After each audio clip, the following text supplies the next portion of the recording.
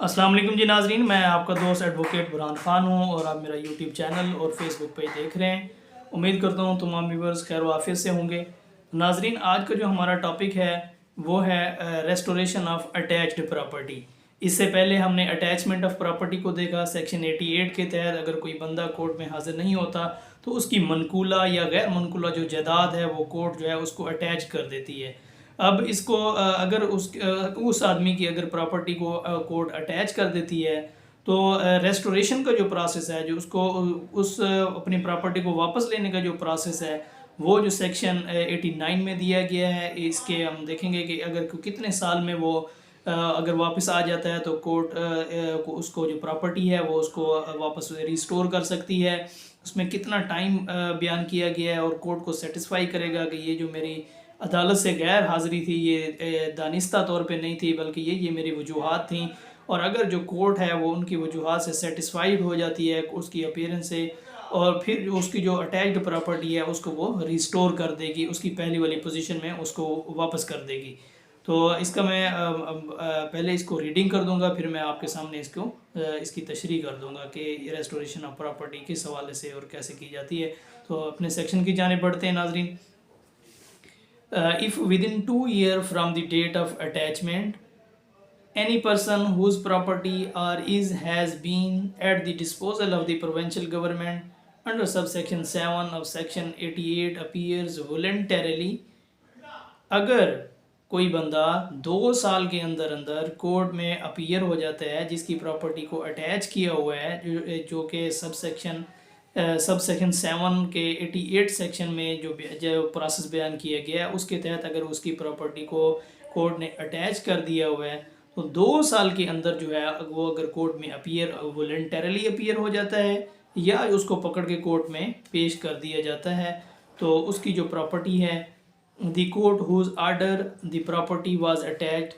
तो उस जिस कोर्ट ने वो प्रॉपर्टी उसकी अटैच की हुई है उस कोर्ट के सामने उसको पेश किया जाएगा। Or the court to which such is subordinate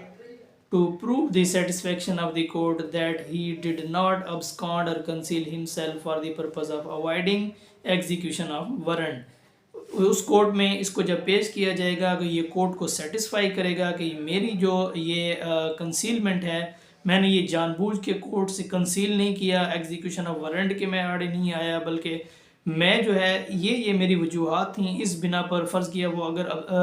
बैरून मुल्क था तो अपने वो टिकट और पासपोर्ट और ये चीज़ें ये डॉक्यूमेंट पेश करेगा कि मैं चूँकि इस मुल्क में नहीं था, मैं मुल्क से बाहर था, इसलिए मुझे वारंट और समन का पता नहीं चला। और जब मैं वापस अपने मुल्क में आया हूँ तो मुझे पता चला कि मेरी जो प्रॉपर्टी है वो अटैच हुई हुई है और मैं जो ना कोर्ट के सामने अपीयर हूँ। मेरी ये जो गैर हाज़िरी थी वो दानिस्ता तौर पे नहीं थी।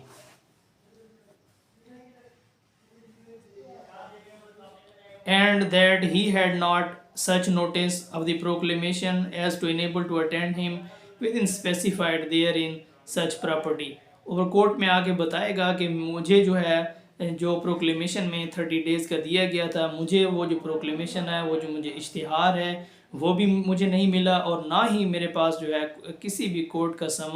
समन या मेरे पास वारंट इसकी कोर्ट का मेरे पास मौसूल हुआ है, ना ही मैंने, क्योंकि वो बंदा मुल्क से बाहर होता है उसके पास उसके वारंट नहीं आता, इसलिए वो कोर्ट को सेटिस्फाई करेगा कि जनाब वाला मैं चूँकि यहाँ पे नहीं था, मेरी जो गैर हाज़िरी है वो दानिस्ता तौर पे नहीं थी।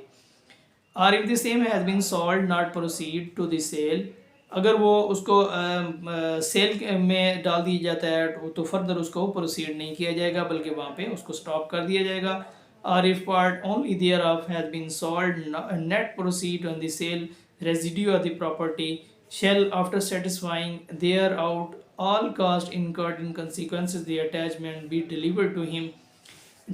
जब कोर्ट में वो अपीयर हो जाएगा और ये कोर्ट को सेटिस्फाई करेगा कि मेरी जो गैर हाज़िरी है ये दानिस्ता तौर पे नहीं थी, मैं मुल्क से बाहर था या मुझे ये रीज़न थी या वो शदीद वो बीमार था या वो हॉस्पिटलाइज था, वो जहाँ पे उसको सम्मन जो है वो मौसूल नहीं हुआ, तो सम्मन के मौसूल होने से नोट और वारंट के मौसूल और इश्तिहार उसको चूँकि मिला नहीं है इसलिए वो कोर्ट में हाज़िर नहीं हुआ। तो जब ये कोर्ट को सेटिस्फाई करेगा तो कोर्ट जो है फिर वो जो रिटन आर्डर है वो पास करेगी और उसकी जो